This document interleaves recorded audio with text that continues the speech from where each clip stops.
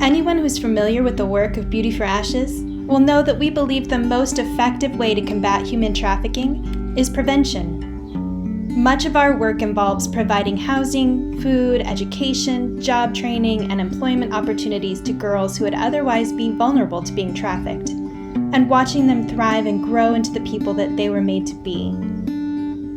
However, there is another facet to this fight that I would like you to consider today.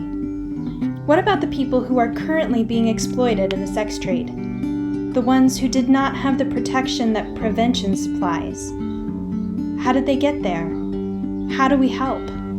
Do they even want or need help? The great slavery abolitionist William Wilberforce once said, "You may choose to look the other way, but you can never again say that you did not know." He believed that in order for change to begin, people must know who the victims of the blight of slavery were and the truth of their circumstances.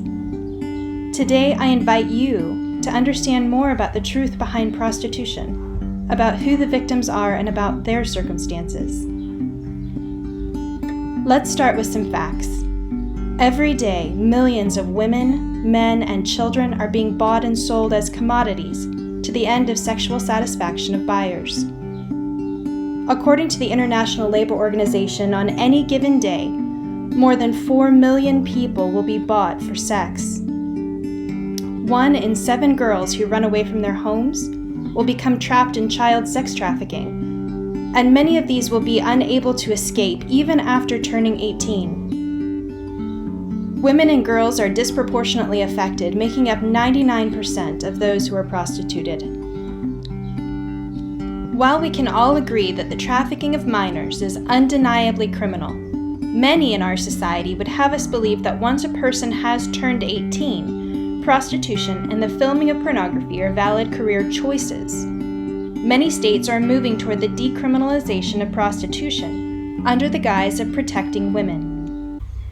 What most do not understand is that the proven result of decriminalizing the purchase of sex is that it creates safe havens for sex traffickers and buyers to continue the work of exploitation. We want you to understand that very often exploited people turn to prostitution because of a lack of choices and then are never able to escape that lifestyle. This is not a career choice. This is trafficking. So, why are we speaking about those in the sex trade as if they're being held captive? We have been sold the lie that exploitation only occurs when a person is kidnapped and forced under threat of harm into the sex trade. While that situation is clearly a form of trafficking, we believe that trafficking can take on other insidious, more common forms that involve exploiting a person's vulnerabilities. Vulnerabilities can include desperation for housing or food, for oneself and or for one's children, lack of education and therefore job opportunities, abuse during childhood that negatively impacts the person's sense of value as well as their moral reasoning development. Sex traffickers seek out people who have these factors in their lives and prey on them. They may promise a job opportunity in another state or country to prey on a woman's desperation for work, then begin to prostitute them after they've been separated from their support systems. They may spend many months building the trust of a woman and allowing her to believe that they are in a relationship, preying on her history of child abuse and destroyed sense of value before beginning to prostitute her. They may befriend her and provide drugs to her, preying on her desperation to escape her impoverished situation and then use her newfound addiction instead of chains to keep her enslaved.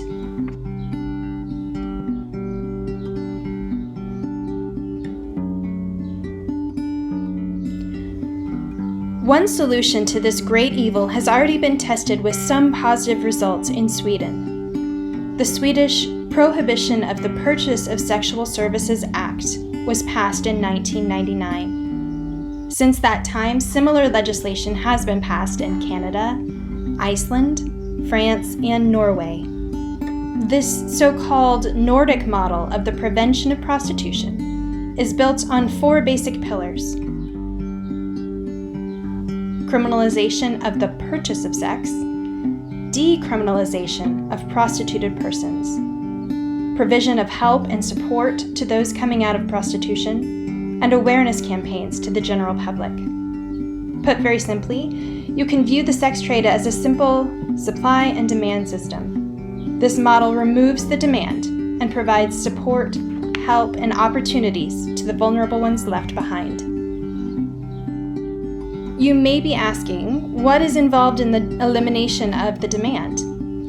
On a governmental level, it requires consistent and severe prosecution of the purchase of sex. It involves arresting sex buyers and enforcing fines and jail time. It will also require a shift in the mentality of our law enforcers. However, a deeper look at the effects of the Nordic model requires us to realize that legislation can only take us so far in this endeavor. Sex buying can be moved off the streets and hidden in the expanse of technology, further from the reach of law enforcement. The more lasting solution is to reach the hearts of buyers with a deep understanding of the value of what they take from the women that they purchase, and the younger the better, ideally before they even become consumers. How would most people respond if they understood that the women that they pay for sex or view as objects on their screens were forced to be there through their desperation? Would they continue to engage if they understood that no matter how willing those women appeared to be, they would escape in a second if they felt they had a choice? Join us. Spread the message. Help remove the shackles of slavery from the victims of trafficking, as well as the chains of addiction from buyers. Become a protector of the vulnerable.